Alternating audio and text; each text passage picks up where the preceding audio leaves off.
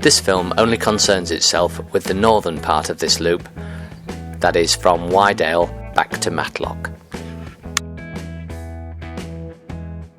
On this bridge we finished the previous film, so it's the start of this one.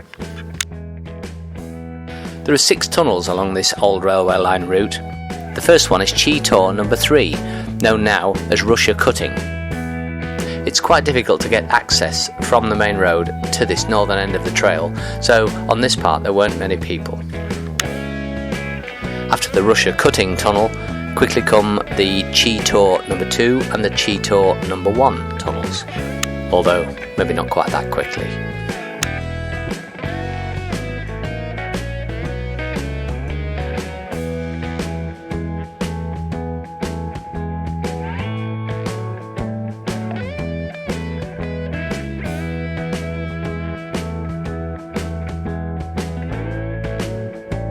We went in mid-June and it was an absolutely gorgeous day.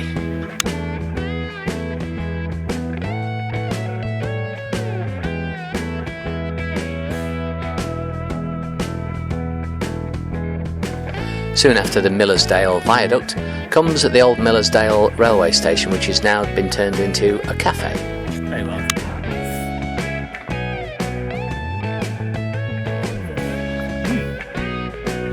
Come forward, Mike.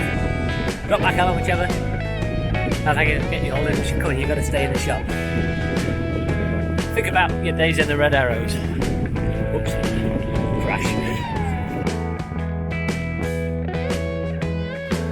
Then the Cressbrook Tunnel. Luckily, all the tunnels are lit.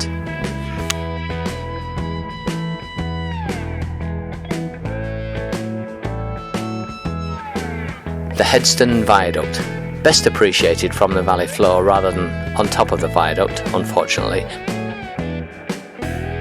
But we weren't going to make that trek. The Playmates with the bikes. Oh wow, what a bike! Then straight into the Headstone Tunnel. Because of the easy family access to the Headstone Viaduct and Tunnel, the Headstone Tunnel is full of families, very small kids on very small bikes and even smaller kids on even smaller bikes. Pushchairs, dogs on tripwires, so you have to be a bit steady going in the tunnel there.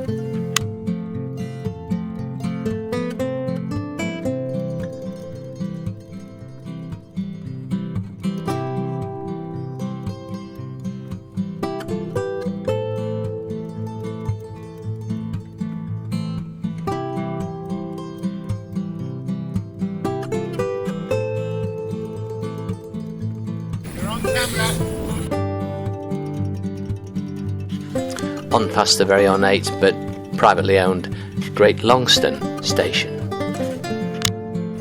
Well, that looks pretty. Thank you.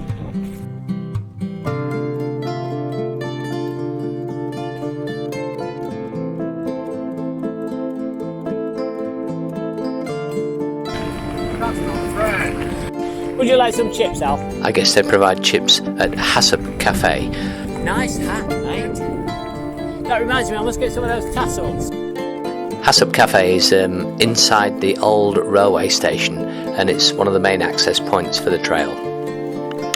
Coombs Viaduct. Coombs Road, Bakewell End. Here we are, and that's the descent from Monsal Trail to civilization. Mike, bless him, had some sun cream and he daubed the sun cream just about everywhere and rubbed it in most places, not quite everywhere. I suppose we had to tell him though eventually. And along the road, which is sort of sealed, up to Coombs Farm.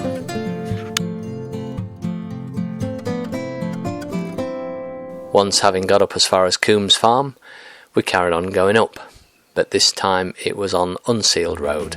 Pleasant track though, lovely view.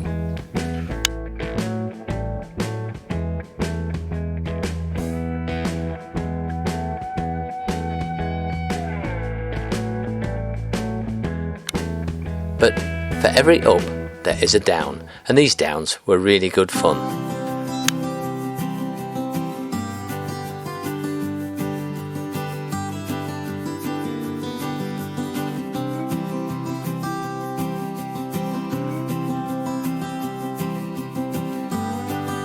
A bit too much fun really. I hadn't noticed that I hadn't cinched up one of my handlebar bags, you know, the one with a camera in it.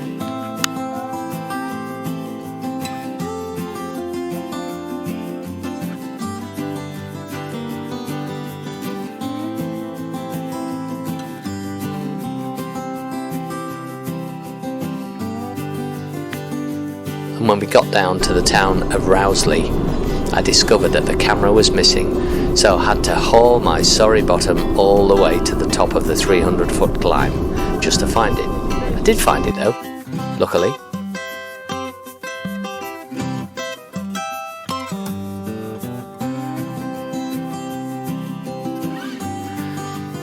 Then I put on a bit of a spurt to try and catch the boys before they hit Matlock. I think they'd slowed down for me, bless them. The High Peaks Loop part of the trip goes down next to the River Derwent and goes along next to the railway line, which has been taken over recently by the Peak Rail. I caught the boys just before Matlock and we had a steady ride back into Matlock along next to the main road on some lovely smooth tarmac. Is that as fast as you can go?